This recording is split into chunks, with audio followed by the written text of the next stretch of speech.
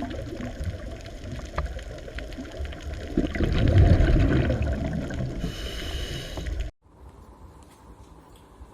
આપણે ત્રણ પાચક રસોની વાત કરી ગયા. લાળ રસ દ્વારા થતું પાચન, જઠર રસ દ્વારા થતું પાચન અને પિત્ત રસ પાચનમાં કેવી રીતે મદદરૂપ થાય એની વાત કરી ગયા. હવે આજે બાકીના બે પાચક રસોની વાત સાથે પાચનની ક્રિયાને પૂરી કરીએ. ચોથો પાચક રસ છે સ્વાદુ રસ. સ્વાદુ રસ આપણે ભણ્યા કે સ્વાદુપિંડમાંથી સ્ત્રાવ પામે અને સ્વાદુપિંડમાં જે સ્વાદુપિંડ ખંડિકાઓ હોય એના દ્વારા સ્વાદુ રસનો સ્ત્રાવ થાય. ઓકે, અહીંયા આપણે સ્વાદુ રસના ઘટકોની વાત કરવાની છે કે સ્વાદુ રસમાં કયા કયા ઘટકો હોય અને કેવી રીતે પાચનમાં ઉપયોગી થાય. સ્વાદુ રસમાં પહેલો ઘટક હોય એઝ યુઝ્યુઅલ શ્લેષ્મ. જો શ્લેષ્મ અને પાણી તો બધા જ સ્વાદુ રસમાં હશે, બધા જ પાચક રસોમાં હશે અને બધે એનું કાર્ય પણ એક જ છે. શ્લેષ્મનું શું? ઘસારો અટકાવે અને પાચન માર્ગની દિવાલને રક્ષણ આપવાનું કામ કરે.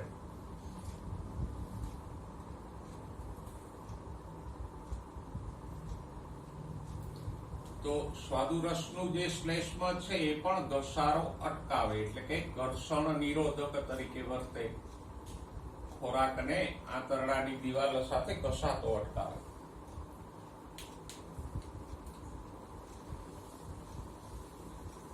બીજો ઘટક છે બાયકાર્બોનેટ ક્ષારો.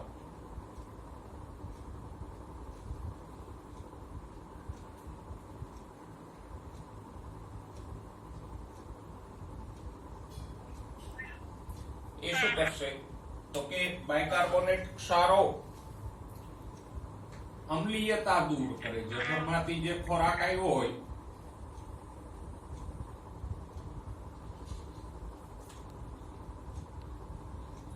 એ એસિડિક હોય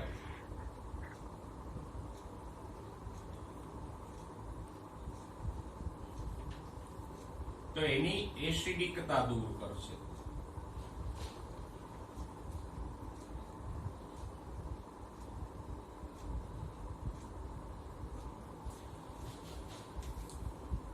અને જઠરમાંથી આવેલો ખોરાક એકદમ એસિડિક હોય, કારણ કે જઠરમાં જઠર રસનો HCl ભળ્યો હોય, એટલે પકવાશયમાં જ્યારે ખોરાક આવે ત્યારે એ એકદમ એસિડિક હોય.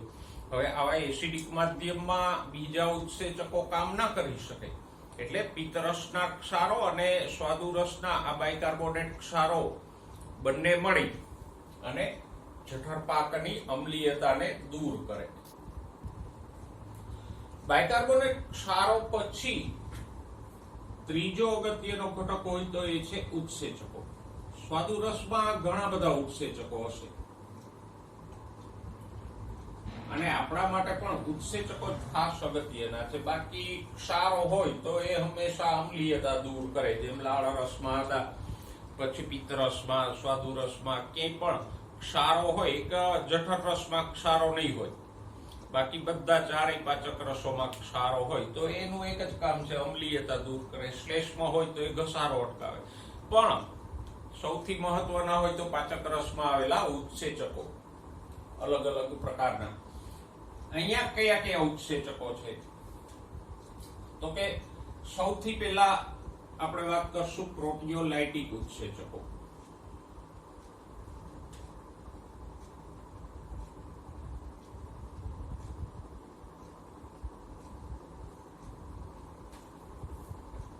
પ્રોટીયોલાઇટિક એટલે પ્રોટીનનું પાચન કરતા. સ્વાદુ રસમાં 3 પ્રોટીનનું પાચન કરતા ઉત્સેચકો હોય.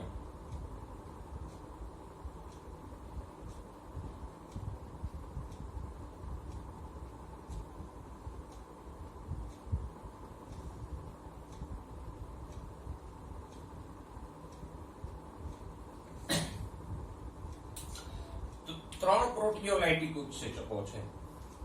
કયા ત્રણ છે તો કે એક છે ટ્રિપ્સિનોજન,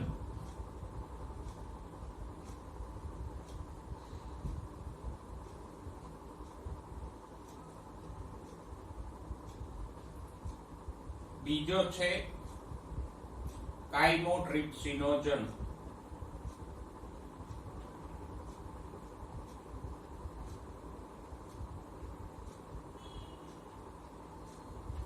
અને ત્રીજો પ્રોટીઓલાઇટિક ઉત્સેચક છે પ્રોકાર્બોક્સીપેપ્ટિડેઝ.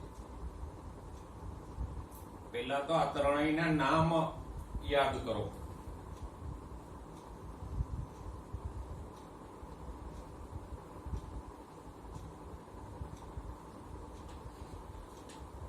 તો સ્વાદુરસમાં પ્રોટીનનું પાચન કરતા ત્રણ ઉત્સેચકો છે. કયા? ટ્રિપ્સિનોજન, કાઇમોટ્રિપ્સિનોજન અને પ્રોકાર્બોક્સીપેપ્ટિડેઝ. હવે આ ત્રણેય નિષ્ક્રિય છે. જો કોઈની આગળ પ્રો લાગે તો એ નિષ્ક્રિય હોય, અને જો પાછળ જન લાગે તો એ જન પાછો નિષ્ક્રિય હોય. જેમ પેપ્સિનોજન જઠરમાં ભણી ગયા ને, તો પેપ્સિનોજન નિષ્ક્રિય હતો અને સક્રિય થતો હતો તો પેપ્સિન કહેતા હતા. તો અહીંયા પણ જુઓ, ટ્રિપ્સિનોજન, કાઇમોટ્રિપ્સિનોજન, તો એ નિષ્ક્રિય છે. પછી આગળ પ્રો લાગે, પ્રોકાર્બોક્સીપેપ્ટિડેઝ, તો એ પણ નિષ્ક્રિય હોય. અને પાચનના બધા જ ઉત્સેચકો નિષ્ક્રિય સ્વરૂપમાં સ્ત્રાવ પામશે. નિષ્ક્રિય એટલે સ્ત્રાવ પામે કે જો સક્રિય સ્વરૂપમાં જે ઉત્પન્ન થાય તો જે કોષની અંદર એ ઉત્પન્ન થાય છે એમાં જ પાચન કરવા માંડે ને. જે કોષો આંતરડાના સ્વાદુપિંડના જે કોષો આ ઉત્સેચકો ઉત્પન્ન કરે છે, હવે જો ડાયરેક્ટ સક્રિય સ્વરૂપે જ આ ઉત્સેચકો ઉત્પન્ન કરે તો શું થાય? જે કોષની અંદર આ ઉત્સેચકો બને છે એ કોષમાં રહેલા પ્રોટીનનું જ પાચન પહેલા તો કરી નાખે. એટલે બધા જ ઉત્સેચકો, પાચનમાં ભાગ લેતા બધા જ ઉત્સેચકો નિષ્ક્રિય સ્વરૂપે સ્ત્રાવ પામે અને પછી પાચન માર્ગના પોલાણમાં આવીને એ સક્રિય થાય. જો લાળરસમાં જે ટાઇલિન હતો એ મુખ ગુહામાં અમ્લીય માધ્યમમાં સક્રિય થતો હતો.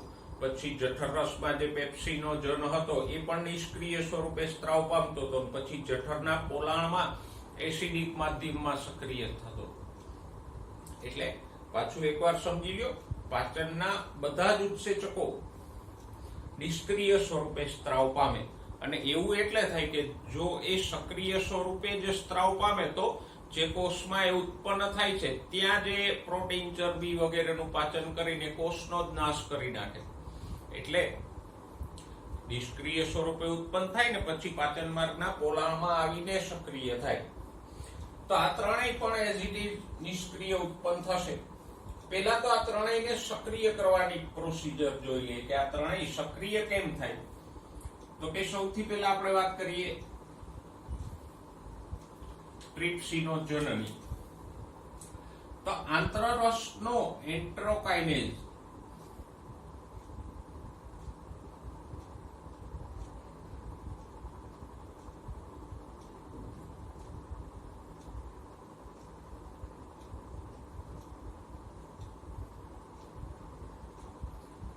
જે એક સહઉત્સેચક છે એ ટ્રિપ્સિનોજનને સક્રિય કરીને ટ્રિપ્સિનમાં ફેરવે. સક્રિય થાય એટલે નામ બદલાઈ જાય. ટ્રિપ્સિનોજનમાંથી ટ્રિપ્સિન થઈ જાય. જેમ પેપ્સિનોજનમાંથી પેપ્સિન થતું હતું એમ ટ્રિપ્સિનોજનનું ટ્રિપ્સિન થઈ જાય. હવે અહીંયા આંતરરસ ક્યાં આવ્યું? તો કે પક્વાશયમાં ત્રણ પાચક રસો ઠલવાતા હતા ને. જઠર પછી જે નાના આંતરડાનો શરૂઆતનો ભાગ હતો આમ યુ આકારનો, એને આપણે પક્વાશય કહેતા હતા.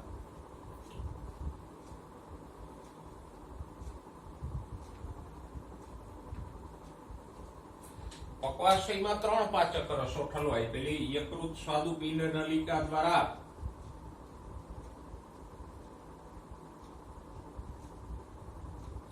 પિત્તરસ આવે,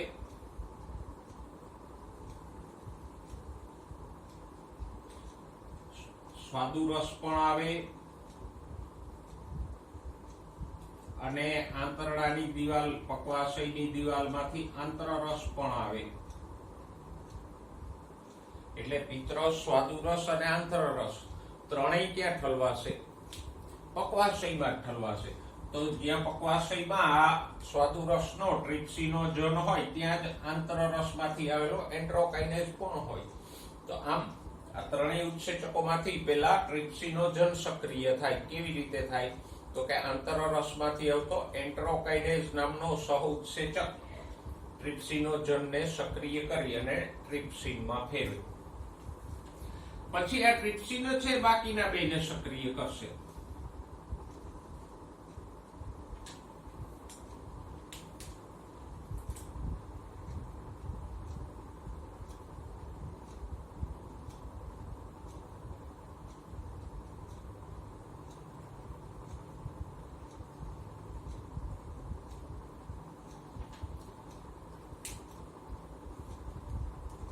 કાઇમોટ્રિપ્સિનોજન સક્રિય થાય એટલે એનું નામ થઈ જશે કાઇમોટ્રિપ્સિન.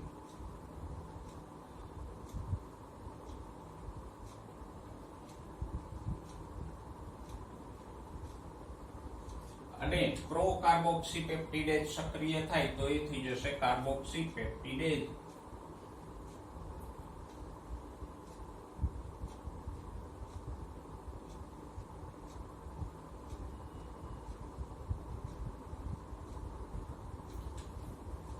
તો સહેલું છે. જો પાછળ જન હોય તો એને કાઢી નાખવાનું એટલે સક્રિય નામ થઈ જાય. જેમ કે ટ્રિપ્સિનોજન તો ટ્રિપ્સિન, કાઇમોટ્રિપ્સિનોજન તો કાઇમોટ્રિપ્સિન. જન હોય તો એ કાઢી નાખવાનું અથવા પ્રો કાઢી નાખવાનું હોય તો પ્રો કાર્બોક્સીપેપ્ટિડેઝ તો સક્રિય નામ શું થઈ જાય? કાર્બોક્સીપેપ્ટિડેઝ. બરાબર. તો પેલા તો સ્વાદુરસમાં આવેલા ત્રણેય પ્રોટીઓલાઇટિક ઉત્સેચકોના નામ અને એ સક્રિય કેવી રીતે થાય એ યાદ રાખો. સક્રિયકરણ સહેલું છે. ટ્રિપ્સિનોજનને કોણ સક્રિય કરે છે? તો કે આંતરરસનો એન્ટેરોકાઇનેઝ સક્રિય કરે અને ટ્રિપ્સિનમાં ફેરવે. પછી આ સક્રિય થયેલો ટ્રિપ્સિન છે આ બાકીના બેને જગાડે કે જાગો ભાઈ, હાલો પાચન કરવાનો ટાઈમ થયો છે. તો ટ્રિપ્સિન કાઇમોટ્રિપ્સિનોજનને કાઇમોટ્રિપ્સિનમાં ફેરવી નાખે અને પ્રોકાર્બોક્સીપેપ્ટિડેઝને સક્રિય કરીને કાર્બોક્સીપેપ્ટિડેઝમાં ફેરવી નાખે. તો આ રીતે ત્રણેય પ્રોટીઓલાઇટિક ઉત્સેચકો સક્રિય થાય. હવે ત્રણેય પાચન કેવી રીતે કરશે એને જોઈ લઈએ જરા. હું અહીંયા પાચનની ક્રિયા બાજુમાં લખી દઉં. તો ખોરાકમાં હજી ઘણું બધું પ્રોટીન હોય. પછી પેલા જઠરમાં બનેલા પેપ્ટોન્સ અને પ્રોટીઓસીસ હોય.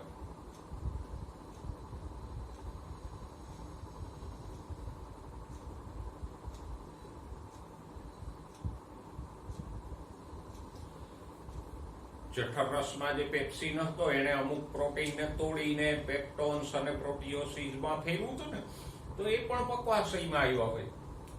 તો આ ત્રણેય ઉત્સેચકો ભેગા મળી અને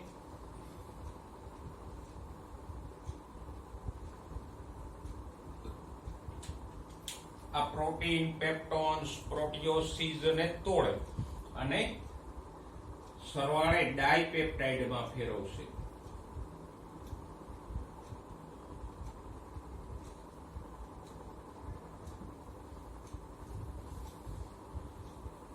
બરાબર. એટલે ત્રણેય ક્રમશઃ કરશે. જેમ કે ટ્રિપ્સિન છે તો પ્રોટીન, પેપ્ટોન્સ, પ્રોટીઓસીસ અને પોલીપેપ્ટાઇડમાં તોડશે. પછી આ બે કાઇમોટ્રિપ્સિન અને કાર્બોક્સીપેપ્ટિડેઝ છે પોલીપેપ્ટાઇડને ડાયપેપ્ટાઇડમાં ફેરવશે. તો આમ પહેલા તો આ ત્રણ ઉત્સેચકો સક્રિય કેવી રીતે થાય યાદ રાખો ને. પછી એક પાચનની ક્રિયા કઈ કરે છે તો કે જે પક્વાશયમાં પ્રોટીન, પેપ્ટોન્સ કે પ્રોટીઓસીસ હોય એને એમાં ફેરવે ડાયપેપ્ટાઇડ એટલે બે એમિનો એસિડના જોડકામાં ફેરવે. આ થઈ પ્રોટીનનું પાચન કરતા ઉત્સેચકોની વાત. હવે નેક્સ્ટ બીજો ઉત્સેચક હોય એમાઇલેઝ. એને ઘણીવાર આલ્ફા એમાઇલેઝ પણ કહેવાય. લાળ રસમાં જે હોય એને આપણે લાળ એમાઇલેઝ અથવા ટાઇલિન કહેતા હતા. જ્યારે સ્વાદુ રસમાં જે એમાઇલેઝ હોય એને આલ્ફા એમાઇલેઝ કહીશું. કામ બે સરખું જ કરશે. જેવો ટાઇલિન કરતો હતો લાળ એમાઇલેઝ એ જ કામ આ પણ કરશે. શું કરશે તો કે જે પોલિસેકેરાઇડ્સ હોય સ્ટાર્ચ જેવા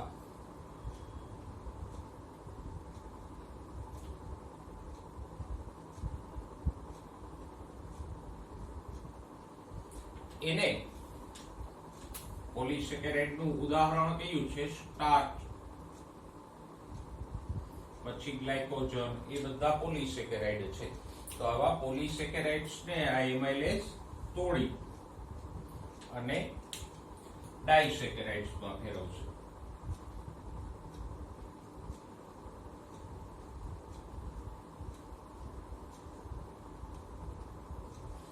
સ્ટાર્ચ માંથી કયો ડાયસેકેરાઇડ છૂટો પડે? માલ્ટોઝ.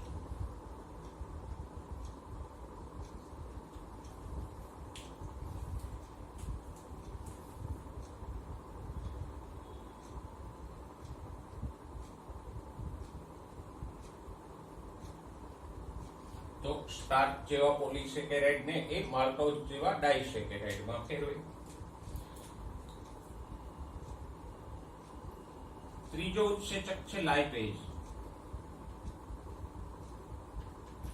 એ શું કરે? લિપિડ ઉપરથી જ શબ્દ આપ્યો છે લાઇપેઝ, તો એ લિપિડ ને ડાઇગ્લિસરાઇડ અને મોનોગ્લિસરાઇડ માં ફેરવશે.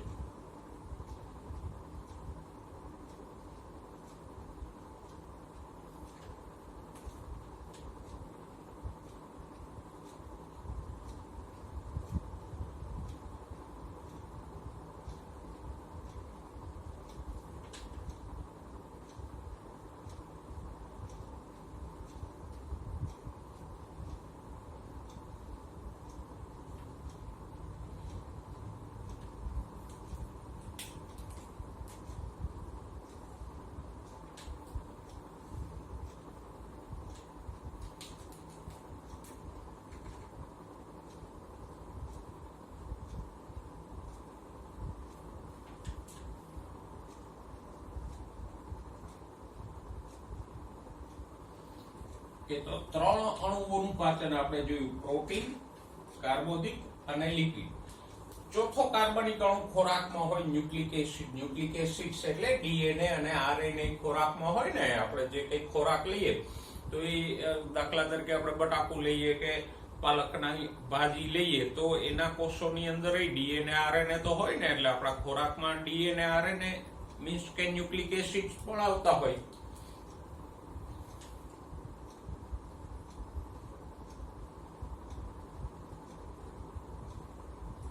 તો ન્યુક્લિક એસિડ્સ ઉપરથી ન્યુક્લિએઝ ઉત્સેચક છે એ નામ આપીએ.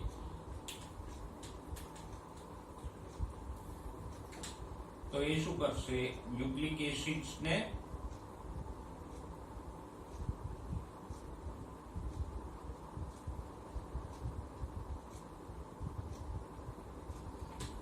તોડી અને ન્યુક્લિયોટાઇડ્સ માં ફેરવશે.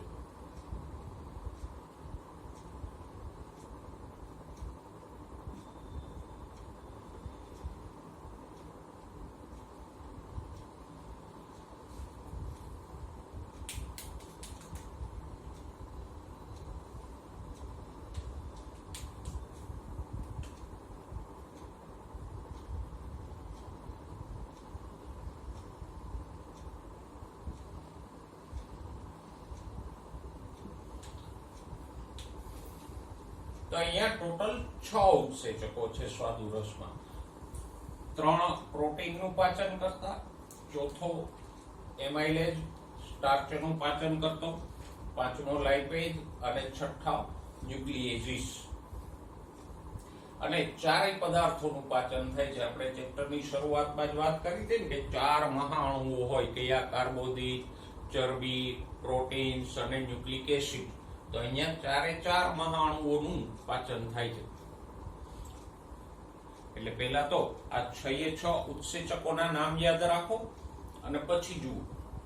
જો પદાર્થ પ્રમાણે યાદ રાખો તો ચાલે કે પ્રોટીનનું પાચન કરતા, પછી કાર્બોદિતનું પાચન કરતા, ચરબીનું પાચન કરતા અને ન્યુક્લિક એસિડનું પાચન કરતા ઉત્સેચકો. એ રીતે યાદ રાખો તો પણ સરળ રહેશે. જો કયા કયા ઉત્સેચકો છે સ્વાદુરસમાં, તો કે પ્રોટીઓલાઇટિક ઉત્સેચકો 3 છે નિષ્ક્રિય સ્વરૂપમાં: ટ્રિપ્સિનોજન, કાઇમોટ્રિપ્સિનોજન અને પ્રોકાર્બોક્સીપેપ્ટિડેઝ. પહેલા તો એ ત્રણેય સક્રિય કેમ થાય? તો કે આંતરરસનો એન્ટ્રોકાઇનેઝ આ ટ્રિપ્સિનોજનને સક્રિય કરીને ટ્રિપ્સિનમાં ફેરવે. પછી ટ્રિપ્સિન કાઇમોટ્રિપ્સિનોજનને સક્રિય કરીને કાઇમોટ્રિપ્સિનમાં અને પ્રોકાર્બોક્સીપેપ્ટિડેઝને સક્રિય કરીને કાર્બોક્સીપેપ્ટિડેઝમાં ફેરવે. હવે આ ત્રણેય જે સક્રિય થયા છે, ટ્રિપ્સિન, કાઇમોટ્રિપ્સિન અને કાર્બોક્સીપેપ્ટિડેઝ, એ શું કરશે તો કે પક્વાશયની અંદર ખોરાકમાં જે પ્રોટીન, પેપ્ટોન્સ અને પ્રોટીઓસીસ હોય એને ડાયપેપ્ટાઇડ્સમાં ફેરવશે. પછી આલ્ફા એમાઇલેઝ હોય એ શું કરે, સ્ટાર્ચ જેવા પોલિસેકેરાઇડને માલ્ટોઝ જેવા ડાયસેકેરાઇડમાં ફેરવે. એ તો મુખમાં થતી હતી એ જ પ્રક્રિયા છે, ખાલી જે આપણે એને ટાઇલિન કે લાળ એમાઇલેઝ કહેતા હતા, અહીંયા ઉત્સેચકને આલ્ફા એમાઇલેઝ કહેશું. પછી લાઇપેઝ, લિપિડ એટલે ચરબીને ડાયગ્લિસરાઇડ કે મોનોગ્લિસરાઇડમાં ફેરવે. અને ન્યુક્લિએઝ શું કરે, ન્યુક્લિક એસિડ્સ એટલે ડીએનએ આરએનએ ને તોડી અને ન્યુક્લિયોટાઇડમાં ફેરવે. ઓકે, હવે અહીંયા કદાચ તમને કઈ કન્ફ્યુઝન રહેતું હોય કે પોલિસેકેરાઇડ એટલે શું ને ન્યુક્લિયોટાઇડ એટલે શું ને, તો એ આપણે જેમ જેમ ભણશું એમ એમ આગળ ક્લિયર થતું જશે. કારણ કે બધા શબ્દો એક ચેપ્ટરમાં તો ન સમજી શકાય ને, જો એવી રીતે સમજવા જઈએ તો ચેપ્ટર 6 મહિના હાલે ને આપણે ભૂલી જઈએ કે મૂળ વાત શું હતી. તો આ સ્વાદુરસ દ્વારા થતું વાંચન છે, એને એ જો લો તમારી નોટબુકમાં આમ મુદ્દાસર નોંધી લેજો.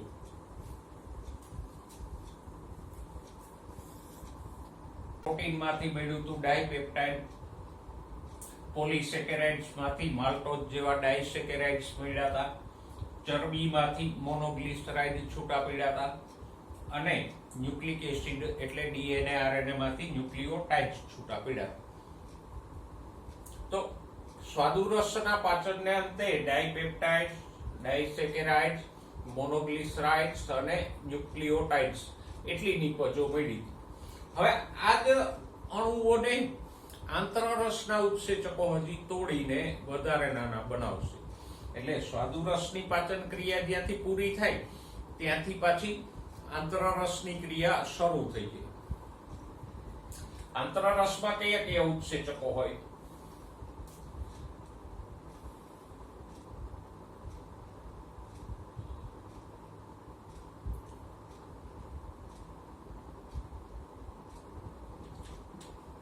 તો કે આંતરરસમાં સૌથી પહેલો ઉત્સેચક હશે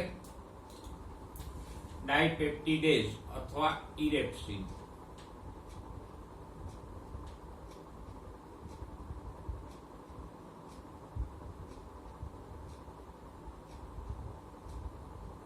એનું બીજું નામ છે ઇરેપ્સિન.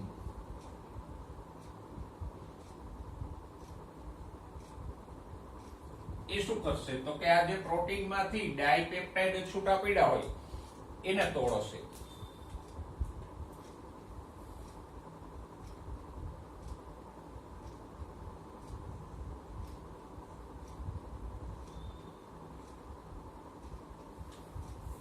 અને ડાયપેપ્ટાઇડને તોડી અને એમિનો એસિડમાં છૂટા પાડશે.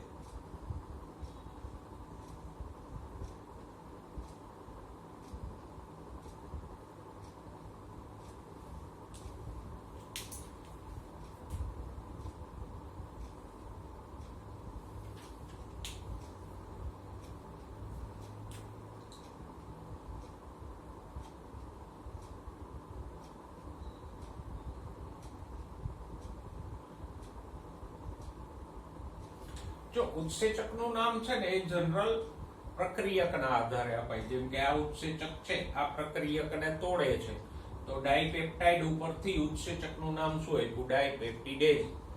લિપિડ ઉપરથી ઉત્સેચકનું નામ શું આપ્યું? લાઇપેઝ. બરાબર. ન્યુક્લિક એસિડ તો ઉત્સેચકનું નામ શું થયું? ન્યુક્લિએજીસ. એટલે જનરલ પ્રક્રિયક ઉપરથી ઉત્સેચકનું નામ અપાય એટલે તમને યાદ રાખવામાં સહેલું પડે. તો આ એક જે ઘટક બન્યો હતો પ્રોટીનમાંથી ડાયપેપ્ટિડેઝ છૂટા પડ્યા હતા એને તોડી અને શેમાં ફેરવી નાખ્યા? એમિનો એસિડમાં. બીજા ઉત્સેચકો છે ડાયસેકેરિડેઝિસ.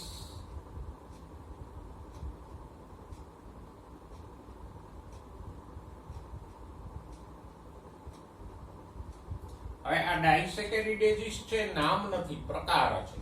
જેમ પેલા કેમ પ્રોટીઓલાઇટિક તો એક પ્રકાર હતો, પ્રોટીનનું પાચન કરતા ઉત્સેચકોને આપણે પ્રોટીઓલાઇટિક ઉત્સેચકો કહેતા હતા. એમ ડાયસેકેરાઇડ્સનું પાચન કરતા ઉત્સેચકોને શું કહેવાય? ડાયસેકેરિડેઝિસ. ઓકે, આમ તો આપણે ભણશું ડાયસેકેરાઇડ્સ, પોલીસેકેરાઇડ્સ બધું, પણ અત્યારે એટલું કહી દઉં. ડાયસેકેરાઇડ એટલે તો કે શર્કરાના બે અણુ જોડાય ને એને શું કહેવાય? ડાયસેકેરાઇડ. ડાય એટલે બે, તો શર્કરાના બરાબર, તો શર્કરાના બે અણુ જોડાય તો એ જોડકાને શું કહેવાય? ડાયસેકેરાઇડ. જેમ કે ગ્લુકોઝના બે અણુ જોડાય તો માલ્ટોઝ નામનો ડાયસેકેરાઇડ બને. પછી એક ગ્લુકોઝ નામની શર્કરા અને એક ફ્રુક્ટોઝ નામની શર્કરાના બે અણુ જોડાય, ગ્લુકોઝ અને ફ્રુક્ટોઝ, તો સુક્રોઝ નામનો ડાયસેકેરાઇડ બને. એટલે ડાયસેકેરાઇડ છે શર્કરાનો પ્રકાર છે. શર્કરાના 3 પ્રકાર હોય: મોનોસેકેરાઇડ, ડાયસેકેરાઇડ અને પોલીસેકેરાઇડ. ગ્લુકોઝ મોનોસેકેરાઇડ પ્રકારનો છે, ફ્રુક્ટોઝ ડાયસેકેરાઇડ પ્રકારનો છે અને સ્ટાર્ચ પોલીસેકેરાઇડ પ્રકારનો છે. તો જે ડાયસેકેરાઇડ પ્રકારની શર્કરાઓ છે એનું પાચન કરતા ઉત્સેચકોને શું કહેવાય સામૂહિક રીતે? ડાયસેકેરિડેઝિસ. એટલે ડાયસેકેરિડેઝિસ કોઈ એક ઉત્સેચક નથી, પણ ઉત્સેચકોનો પ્રકાર છે. 3 મુખ્ય ડાયસેકેરાઇડ્સ હોય, એ ત્રણેયનું પાચન થશે. પહેલો ડાયસેકેરિડેઝિસ છે સુક્રેઝ.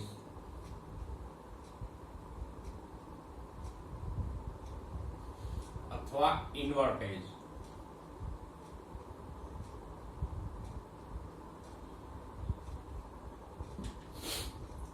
બીજો ડાયસેકેરાઇડ છે માલ્ટેઝ. આપણે લેક્ટેઝ રાખીએ બીજો. અને ત્રીજો ડાયસેકેરિડેઝિસ છે માલ્ટેઝ. જો મેં હમણાં કીધું એમ પ્રક્રિયક ઉપરથી જ ઉત્સેચકનું નામ અપાય, તો ઉત્સેચકના નામ ઉપરથી તમને પ્રક્રિયકના નામનો ખ્યાલ આવે. જેમ કે સુક્રેઝ, તો પ્રક્રિયક કોણ હશે? કોને અસર કરતો હશે? સુક્રોઝને.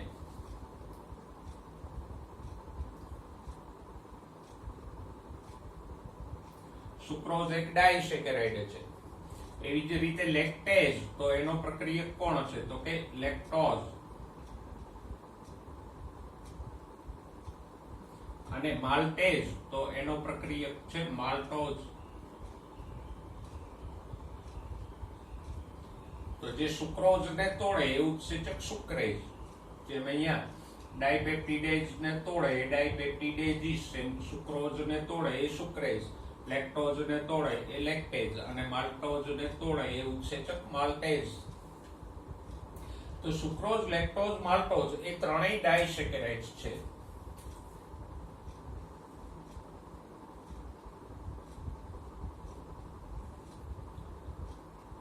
અને એમાંથી બે મોનોસેકેરાઇડ છૂટા પડશે દરેકમાંથી શું છૂટું પડે? તો કે દરેકમાંથી એક તો ગ્લુકોઝ જ છૂટો પડશે. બે અણુ હોય, બે પૈકીનો એક તો ત્રણેયમાં ગ્લુકોઝ જ હશે.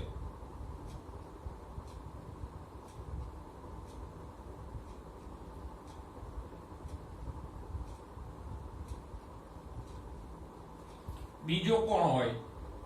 તો કે સુક્રોઝમાંથી ગ્લુકોઝ ઉપરાંત છૂટો પડશે ફ્રુક્ટોઝ.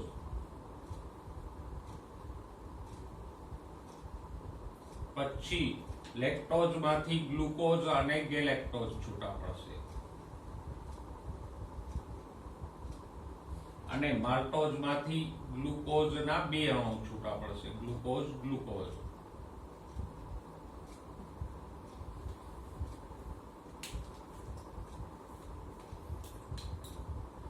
અહીંયા ઉત્સેચક છે સુક્રેઝ, સુક્રોઝ છે તો સુક્રેઝ, લેક્ટોઝ છે તો લેક્ટેઝ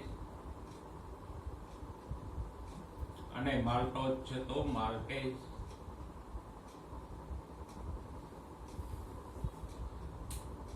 જો આ 3 ડાયસેકેરાઇડ છે ને મોસ્ટ ટાઈમ બીજે, કારણ કે વારંવાર આના નામ આવશે.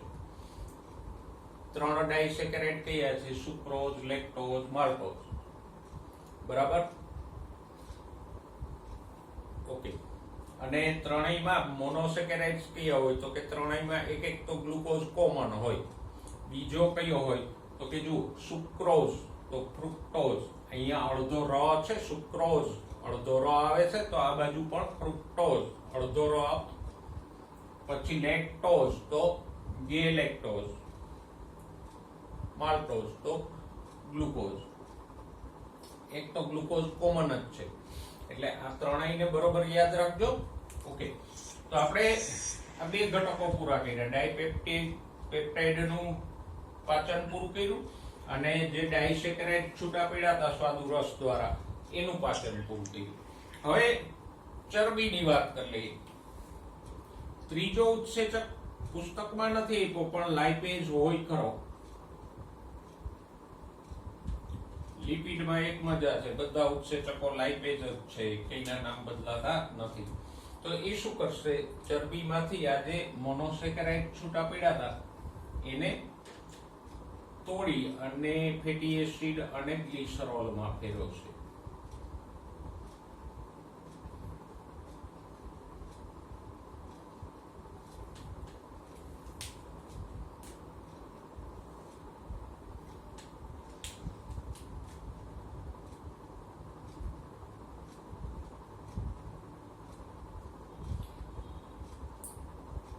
તો ચરબીને અંતે શું છૂટું પડે? ફેટી એસિડ અને ગ્લિસરોલ છૂટા પડે.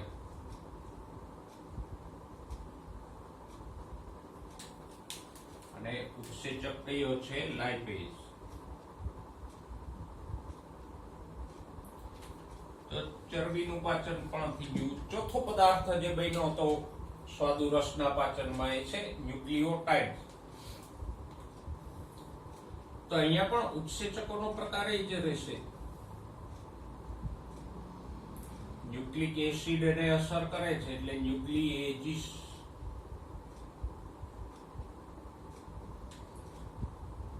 પણ ન્યુક્લિયોટાઇડનું પાચન પાછું બે તબક્કામાં થશે. પહેલા ન્યુક્લિક એસિડ એટલે ડીએનએ આરએનએ માંથી ન્યુક્લિયોટાઇડ છૂટા પડ્યા હતા.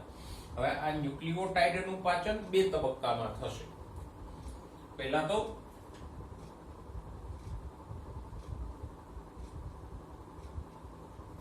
જે ન્યુક્લિયોટાઇડ છે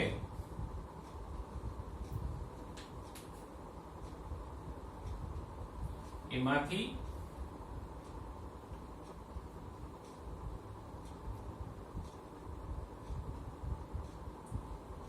ન્યુક્લિયોસાઇડ્સ વત્તા ફોસ્ફેટ છૂટો પડશે. અને પછી આ ન્યુક્લિયોસાઇડ્સ માંથી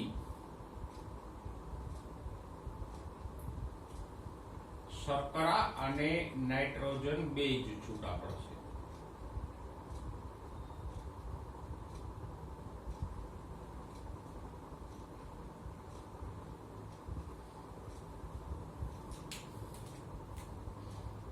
તો ન્યુક્લિયોટાઇડ્સ શેમાં ફેરવાય? ન્યુક્લિયોટાઇડ્સ અને ફોસ્ફેટમાં ફેરવાય.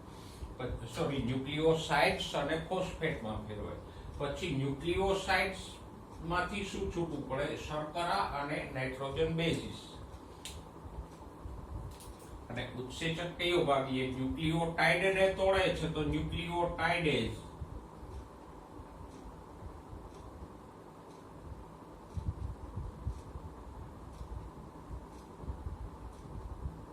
અને ન્યુક્લિયોસાઇડને તોડે ન્યુક્લિયોસાઇડેઝ.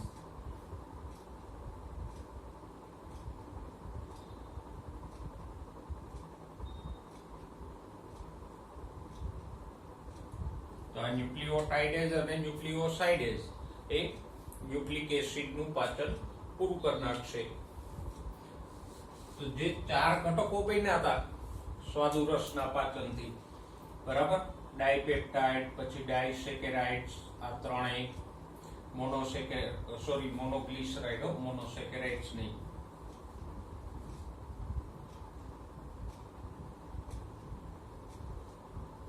તો મોનોગ્લિસરાઇડ અને ન્યુક્લિયોસાઇડ, આ ચારેય ઘટકો જે બન્યા હતા આંતરરસના ઉત્સેચકો, એ ચારેયનું આગળનું પાચન પૂરું કરી નાખ્યું. અને આગળના પાચનને અંતે આપણને ગ્લુકોઝ, ફ્રુક્ટોઝ, ગેલેક્ટોઝ એવા મોનોસેકેરાઇડ્સ મળ્યા, ચરબીમાંથી ફેટી એસિડ્સ અને ગ્લિસરોલ મળ્યા, અને ન્યુક્લિક એસિડમાંથી શર્કરા અને નાઇટ્રોજન બેઝ મળ્યા, અને પ્રોટીનમાંથી મળ્યા એમિનો એસિડ. તો જે ચાર મહાઅણુઓ હતા કાર્બોદિત એટલે કે પોલિસેકેરાઇડ, એમાંથી ગ્લુકોઝ, ફ્રુક્ટોઝ, ગેલેક્ટોઝ એવા મોનોસેકેરાઇડ મળ્યા. બીજો મહાઅણુ હતો પ્રોટીન, એમાંથી એમિનો એસિડ છૂટા પડ્યા. ત્રીજો મોટો અણુ હતો ચરબી, એમાંથી ફેટી એસિડ અને ગ્લિસરોલ છૂટા પડ્યા. અને ચોથો મહાઅણુ હતો ન્યુક્લિક એસિડ, એમાંથી શર્કરા અને નાઇટ્રોજન બેઝ છૂટા પડ્યા. આ બધા જે અણુઓ છે amino acid, glucose, fructose, galactose, glycerol, fatty acid, શર્કરા, નાઇટ્રોજન બેઝ, એ બધા નાના, સરળ અને શોષી શકાય એવા અણુ છે. આપણે પ્રકરણની શરૂઆતમાં જ વાત કરી હતી ને કે પાચન શા માટે જરૂરી છે, તો કે પાચન એટલા માટે જરૂરી છે ખોરાકના જે મોટા અણુઓ છે એને તોડી અને નાના, સરળ અને શોષી શકાય એવા સ્વરૂપમાં ફેરવવા પડે, કારણ કે તો જ એનું શોષણ થાય. તો આ બધા અણુઓ છે એ કેવા છે? નાના, સરળ અને શોષી શકાય એવા સ્વરૂપના છે. બસ, તો પાચનની ક્રિયા પૂરી થઈ. બરાબર. તો આ રીતે આંતરરસ દ્વારા પાચન થાય. અને પછી આ બધા અણુઓ છે એનું શેષાંત્રમાં અભિશોષણ થઈ જશે. શેષાંત્રમાં જે પેલા રસાંકુરો હોય ને આંગળી જેવા, એના દ્વારા આ બધા અણુઓ શોષાઈ જશે. એટલે પાચનની ક્રિયા અહીંયા પૂરી થઈ ગઈ. હવે થોડું ઘણું જે બચ્યું છે એ મોટા આંતરડામાં પાચન થઈ જશે. આમ જુઓ તો મોટા આંતરડામાં કઈ પાચન તો થશે નહીં, પણ બાકીની પ્રોસેસ પૂરી થઈ જશે. તો આ બે પાચક રસો આજે આપણે ભણ્યા, સ્વાદુરસ અને આંતરરસ. અને બે કન્ટિન્યુઅસ પાચન કરે છે. સ્વાદુરસમાંથી જે ઘટકો છૂટા પડે આગળ આંતરરસના ઉત્સેચકો એનું પાચન કરી દે છે, અને આંતરરસ દ્વારા અંતિમ તબક્કાનું પાચન થાય. એક બીજી વાત, સૌથી વધારે પાચનની ક્રિયા ક્યાં થઈ? પક્વાશય. કારણ કે મુખમાં જુઓ તો ફક્ત થોડોક સ્ટાર્ચ જ પચતો હતો. જઠરની અંદર થોડુંક પ્રોટીન અને થોડુંક લિપિડનું પાચન થતું. એટલે મુખ કે જઠરમાં રાસાયણિક પાચન ખાસ નહોતું થતું. મુખમાં ખોરાક દળાય, ચવાય એ મહત્વની ક્રિયા હતી. જઠરમાં તો કે જઠરમાં પણ ખોરાક વલોવાય એ મહત્વનું હતું. રાસાયણિક ફેરફારો તો થોડાક જ થતા હતા.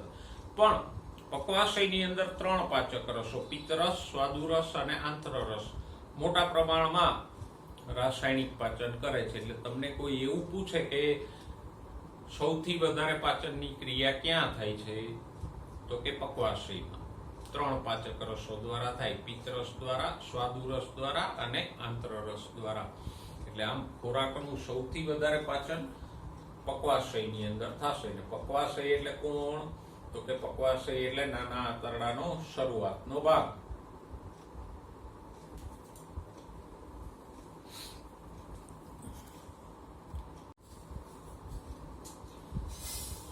હવે આગળ જઈએ. મોટા આંતરડામાં પાચન.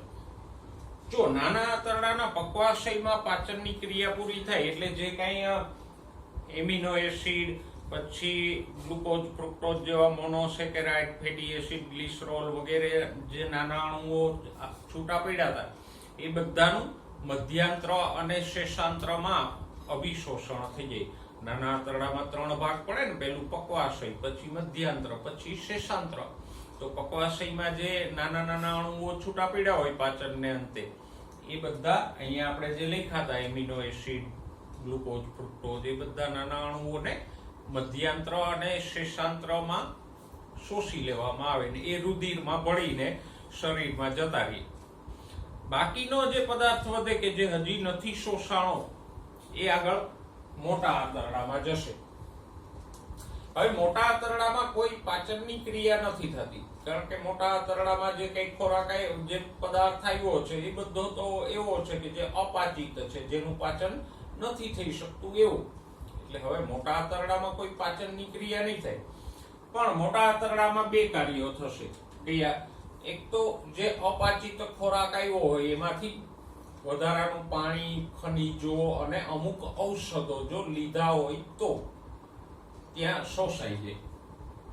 તો મોટા આંતરડામાં એક ક્રિયા શું થશે તો કે જે અપાચિત પદાર્થ વધ્યો હોય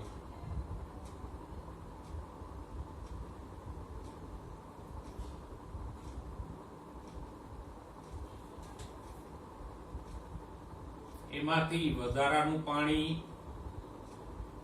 કારણ કે આ અપાચિત પદાર્થ છે એ પણ હજી પ્રવાહી સ્વરૂપમાં જ હોય, તો એટલું બધું પ્રવાહી સ્વરૂપે એનો નિકાલ કરી દઈએ તો શરીરને એટલું પાણીનો લોસ જાય ને, એટલે વધારાનું પાણી એમાંથી શોષાઈ જશે.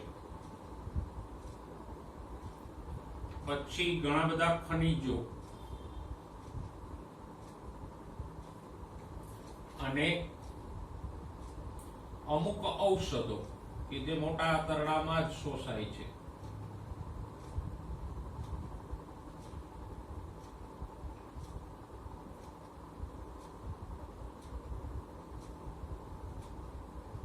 એ શોષાઈ જાય. તો જે અપાચિત પદાર્થ હોય એમાંથી પાણી, ખનિજો અને કોઈ ઔષધો હોય તો એનું અભિશોષણ થઈ જાય, એટલે કે એ શોષાઈ જાય.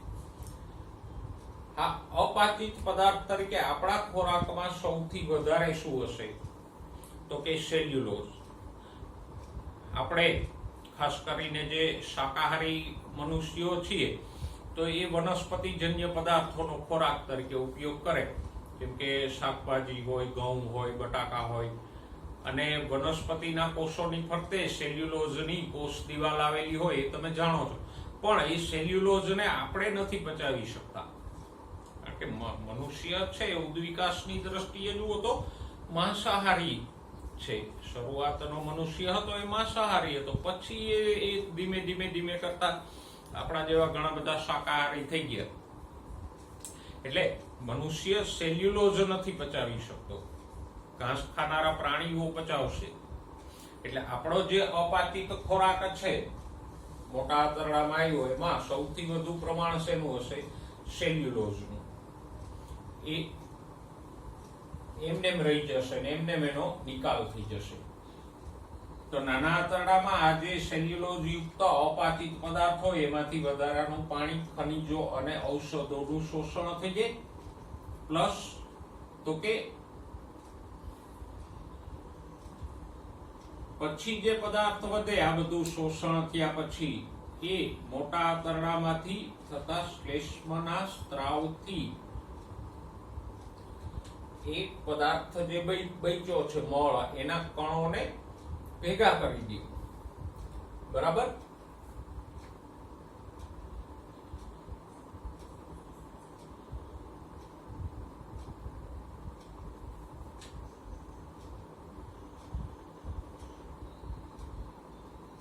એટલે કે આ અપાચિત પદાર્થમાંથી પાણીને શોષાઈ ગયું એટલે એક અર્ધ ઘન સ્વરૂપનો પદાર્થ બચે.